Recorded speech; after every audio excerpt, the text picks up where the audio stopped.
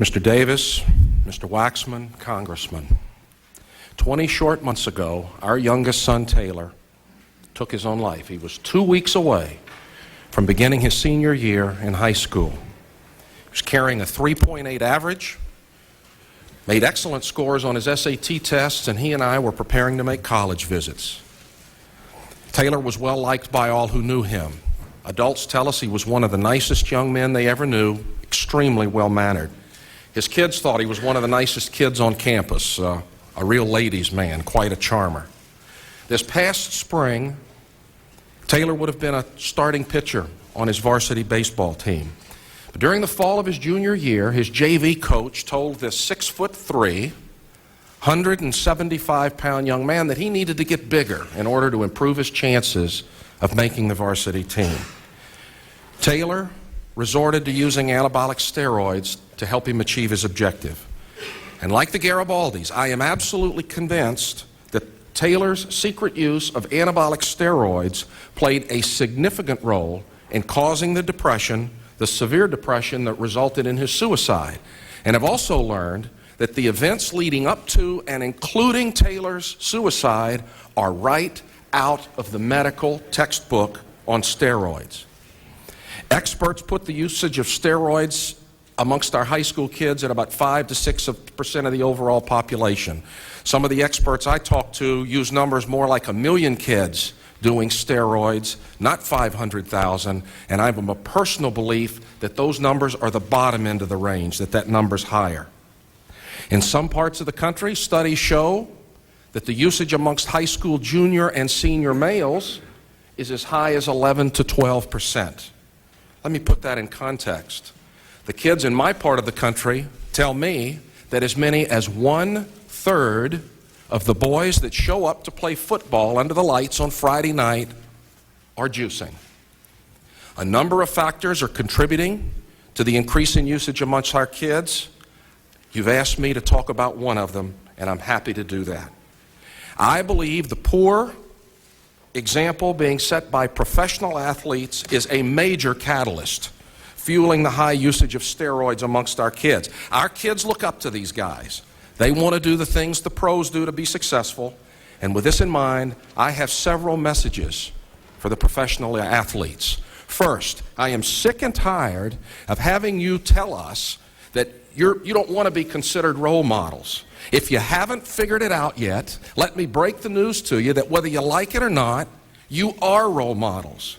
And parents across America should hold you accountable for behavior that inspires our kids to do things that put their health at risk and that teaches them that the ethics we try to teach them around our kitchen table somehow don't apply to them. Second, our kids know that the use of anabolic steroids is high amongst professional athletes.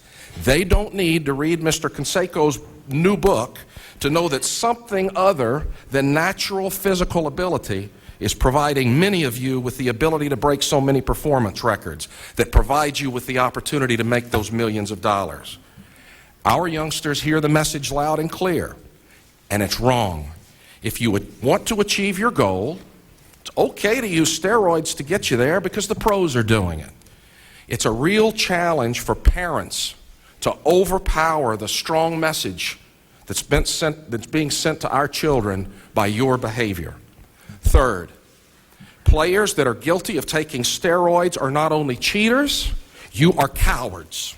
You're afraid to step on the field to compete for your positions and play the game without the aid of substances that are a felony to possess without a legitimate prescription, substances that have been banned from competition at all levels of athletics. Not only that, you are cowards when it comes to facing your fans and our children. Why don't you behave like we try to teach our kids to behave? Show our kids that you're man enough to face authority, tell the truth, and face the consequences. Instead, you hide behind the skirts of your union, and with the help of management and your lawyers, you've made every effort to resist facing the public today. What message are you sending our sons and daughters? That you're above the law? That you can continue to deny your behavior and get away with it? That somehow you're not a cheater unless you get caught? Your attorneys say they're worried about how your public testimony might play in a court of law. But how do you think your refusals to talk are playing in the court of public opinion? Let me tell you that the national jury of young people have already judged your actions and concluded that many of you are guilty of using illegal performance-enhancing drugs. But instead of convicting you, they have decided to follow your lead. And in tens of thousands of homes across America, our 16 and 17-year-old children are injecting themselves with anabolic steroids, just like you big leaguers do. Your union leaders want us to be sensitive to your right of privacy. Right to privacy? What about our rights as parents? Our rights to expect that the adults that our kids all look up to will be held to a standard that does not include behavior that is dangerous, felonious, and is cheating. How about a short message for management? We can't leave them out. Major League Baseball and other sports need to take serious steps to stop the use of steroids. Slapping a player on the wrist with a 10-day suspension, I didn't even know about the $10,000 thing until this morning. But a 10-day suspension is just one more signal to our children that you're not serious about ridding the game of this junk.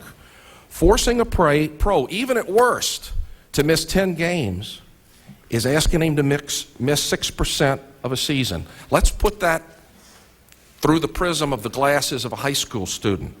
Forcing a high school student to miss 6% of his season is asking him to sit the bench for less than one game. And we shouldn't be talking about whether or not to put asterisks next to these guys' records. They ought to be thrown out of baseball, and we ought to be turning them over to the authorities to have them arrested and put in jail for the behavior that they've done. Why don't you implement a program that we've heard about today that's a lot closer to the Olympic standard, where cheaters are not able to compete for 2 years after their first offense and banned for life following the second? Just maybe our kids will get the message that you're finally serious about solving this problem. Let me add to the whole discussion that this is not about a collective bargaining agreement. Guys, we are way past that. Steroid usage has become a major health issue and that is affecting the lives and health of our kids, and I encourage the members of Congress to please deal with it in such a manner. A critical weapon that we have in this battle is education. Our students need to know that these drugs can seriously harm them, but I'm convinced that trying to warn 16-year-olds about the danger of liver cancer or having a heart attack probably going to fall on deaf ears, which is why I believe our first targets for education have to be our parents and our coaches. Our parents need to know the dangers of this drug, how to recognize the warning sign, and understand the importance of supervising this with our kids. Our coaches have to be more responsible and accountable for dealing with this situation with their teams. Coaches across the country need to be certified and credentialed to have to pass a test to prove that they are competent to supervise our children.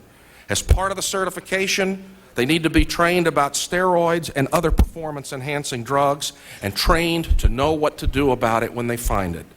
And finally, they need to be held accountable for ensuring that their teams are steroid-free. To help fill the education void, we have formed the Taylor Hooton Foundation for Fighting Steroid Abuse, the nation's first private organization in this area, working in conjunction with experts like Dr. Gary Wadler here on my left.